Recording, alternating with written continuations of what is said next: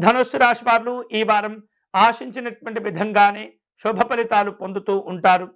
వృత్తి వ్యాపారాల్లో కష్టపడిన దానికి చక్కని ప్రతిఫలాలు కూడా పొందుతూ ఉంటారు. మీ అంచనాలు అన్నీ కూడా నిజమవుతూ ఉంటాయి. వృత్తి వ్యాపారాలను మరిన్ని చోట్లకు విస్తరింపచేసేటటువంటి ప్రయత్నాలు చేస్తుంటారు. ఆర్థికపరమైనటువంటి అంశాల్లో గతం కంటే భిన్నంగా ఆలోచిస్తూ ఉంటారు.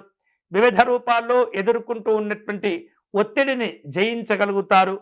ఉద్యోగ విషయాల్లో జీతభత్యాలు పెరుగుతూ ఉంటాయి.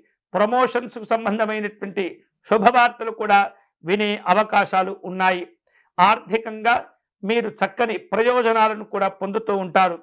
మీకు రావలసినటువంటి బాకీలను కూడా వసూలు చేసుకునేందుకు అన్ని రకాల అవకాశాలను ఉపయోగించుకుంటారు. కొన్ని రకాల మొండి బాకీలను రాబట్టేందుకు ఇతరులతో చెప్పించవలసిన అవసరాలు కూడా ఏర్పడుతూ ఉంటాయి. స్నేహితులతో బంధువులతో జాగ్రత్తగా మాట్లాడుతూ ఉండాలి. జాగ్రత్తగా వ్యవహరిస్తూ ఉండాలి. అనవసరమైనటువంటి గొడవలు అభిప్రాయ భేదాలు ఏర్పడే సూచనలు కూడా కనిపిస్తూ ఉన్నాయి. దగ్గరి బంధువుల యొక్క ఆహ్వానాల మేరకు వారిని కలుసుకుంటారు. చక్కని కుటుంబపరమైనటువంటి కార్యక్రమాల్లో కూడా పాల్గొంటూ ఉంటారు. స్నేహితులను బంధువులతో కొన్ని రకాల వివాదాలను పరిష్కారం చేసుకునేందుకు కూడా ఈ వారాన్ని మీరు ఉపయోగించుకుంటూ ఉంటారు.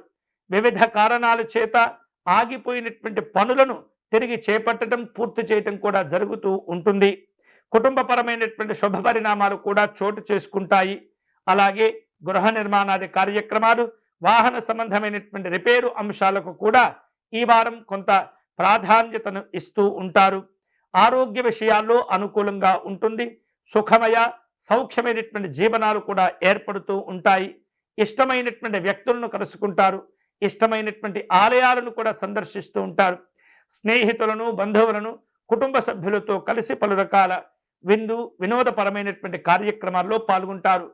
రాజకీయపరమైనటువంటి విమర్శలకు దూరంగా ఉండండి. అనవసరమైనటువంటి అంశాల్లో ఇతరులకు మీరు సలహాలు ఇవ్వటం అనేది అస్సలు మంచిది కాదు. ఈ వారం ధనుస్సు రాశి వారు మంచి ఉత్తమమైనటువంటి ఫలితాలు పొందేందుకై దత్తాత్రేయ స్వామి వారిని పూజించటం మంచిది.